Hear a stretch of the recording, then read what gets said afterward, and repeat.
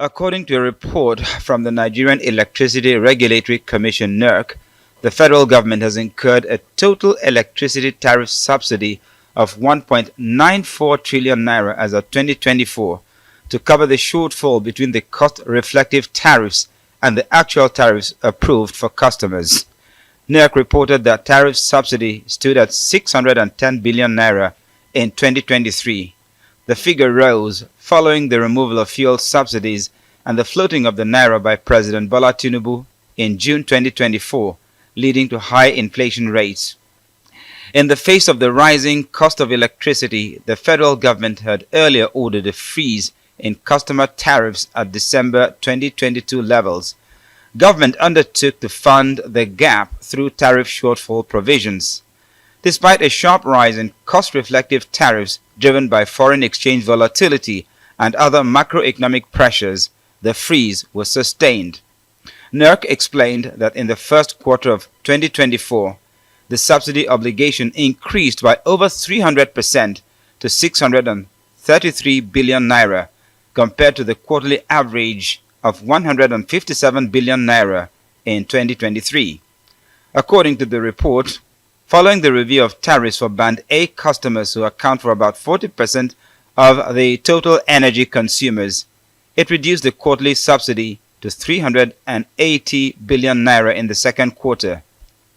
But the federal government's directive to freeze all customer rates at July levels for the remainder of the year led to a renewed increase in subsidy obligations. The Commission reports that the federal government has paid only 371.34 million naira out of the 1.94 trillion naira subsidy obligation for 2024. Now, subsidies are usually paid to power generation companies whose debt has in turn risen to 5 trillion naira. These increasing debts have resulted in the government's inability to keep up with subsidy payments, with the 371.34 million naira constituting a paltry 0.019% of the total subsidy debt. It's a pretty heavy burden, and government will most likely transfer the bulk of it to consumers, resulting in a very sharp rise in electricity tariffs. Charles Eruka, Arise News. Right, joining us now on Newsnight is Lanre Elatuyi, electricity market design specialist, to help us make sense of this sharp jump in subsidy payment. Thank you very much for joining us on Newsnight. Let's start with the figures. 1.94 trillion naira in subsidies, it says, but barely any of it was paid by the federal government. Who is absorbing all that cost at the moment? Are you able to make sense of that? The amount just mentioned now, 1.9 trillion naira, well, the subsidy for 2024. So if you look at the budgetary allocation for the subsidy in 2024, just 450 billion naira. And from what I heard, I think that was even used to offset the subsidy for 2023. So the subsidy burden for 2024 was around 3.2 trillion naira. So by the wisdom of the regulator, and there was the band classification, and a certain percentage of the consumers, just 15% of them, were asked to pay the cost-reflective tariff. So that's actually lowered the subsidy burden to 1.9 trillion naira for 2024. But if you look at the budgetary allocation, what government made available for subsidy payment was just 450 billion, which was even used to offset the preceding year. That was 2023 subsidy. So the question is, who is absorbing this loss? Yeah. So if you look at the payment waterfall in the power sector, why other players, sector players and market players are earning the income and revenue 100%, GenCos, the generation companies of Nigeria, are the one bearing this burden of subsidy that is not being paid. So if you ask me, GenCos, they are the one bearing these losses, the burden presently. Now, in spite of the fact that we had this Band A tariff hike, since April 2024, that was supposed to, make the sector a bit more liquid, I believe. What exactly is giving rise to this? And is it even sustainable, this electricity tariff in the long run? Is it sustainable? Can government really continue to pay this tariff subsidy? The idea of subsidy or the idea of band classification is just lower the burden of subsidy on the federal government. So, but we saw the pushback even from the band A customers. As I speak to you, most of the customers, even under band A, are even engaging in energy theft. So, the other consumers, those in band B and below, they're not paying cost-reflective tariff, or they're not being able to pay the cost-reflective tariff. So government is saying that, okay, by policy, because every government does not want to appear insensitive to the plight of Nigerians, given the economic reality in the country today. So if you're saying every consumer should pay cost-reflective tariff, they know what the consequence is going to be. But here's the problem. Government does not have the money to pay subsidy again. So a subsidy that is not being cash-backed. So this year, the subsidy burden is projected to be up around 2.3 trillion naira, 2.3 trillion naira. But you asked me what's the provision for subsidy in the budget in 2025 is probably 900 billion naira. So if you do the minus, so we're still going to have a lot of huge deficit, shortfall. Yeah. So that's the problem. Great. So what I hear you say on the tone is that it's not reflective.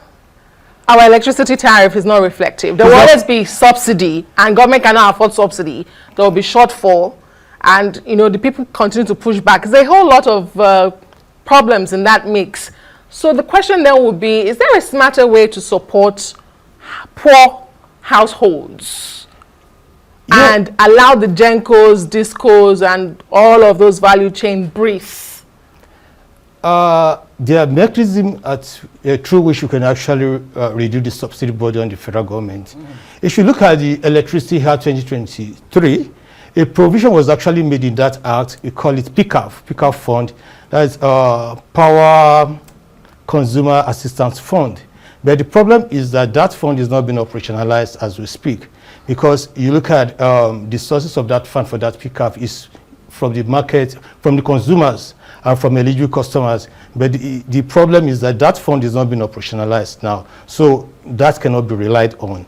So I think what can be done is, if we move from this current market stage, we transit to a competitive electricity market whereby there's competition in generation, so that if Gencos can choose who their supplier is, if there's competition in how we buy and sell electricity, that lowers electricity price. So unless we are able to ensure that the price component of our tariff is lowered, if generation price is lowered, if transmission loss is reduced, if ATC&C loss at the distribution level is reduced to a reasonable percentage, then we can have a cost that is lower than what we have right now. If you look at the generation cost for now, it stands at 112 naira. So the tariff for band B customers is about 63 naira. That means even band B are not even paying the cost of generation alone. So the other components of the tariff, the transmission cost is there, the one for CBN loan that was lent to the sector is there, the one for meter acquisition fund is there, the one for distribution companies is there.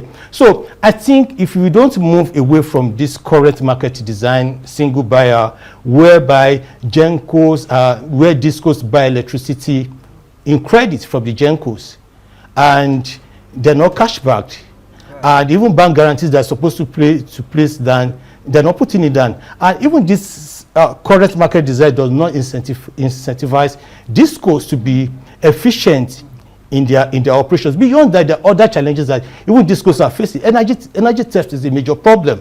MDS debt is a major problem. So it's a whole lot of systemic problem that we have in the sector. So if you ask me, in which way can we lessen this burden of subsidy? Let PCAF be operationalized as provided for in the Electricity Act. Then we have to move away from this current market stage.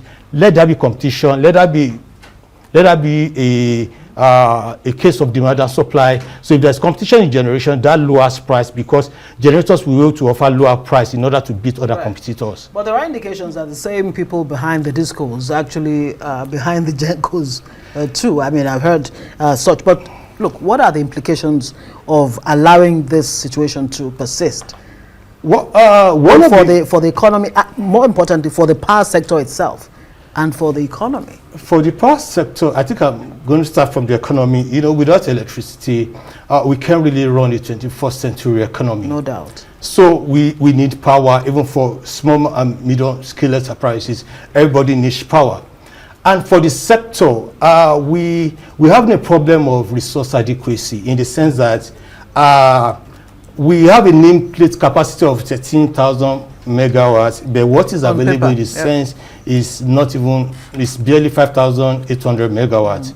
So that's a problem. So we will not be able to attract investments into the sector because investors want to come to a country or a market whereby if they put money down, they will be able to, that has to be a clear path to cost recovery. And if that is not being guaranteed, they're not going to come to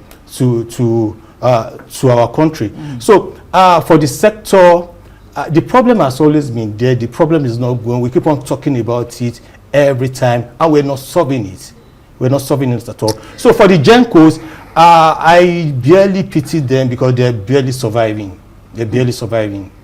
We really do have an issue there. Lanre Elatuyi, electricity market design specialist. Maybe they should be engaging you to design the electricity sector. Indeed. For that, we need your expertise, so we can really get this fixed once and for all. But I have to say thank you very much for joining us, Lanre Elatuyi, again.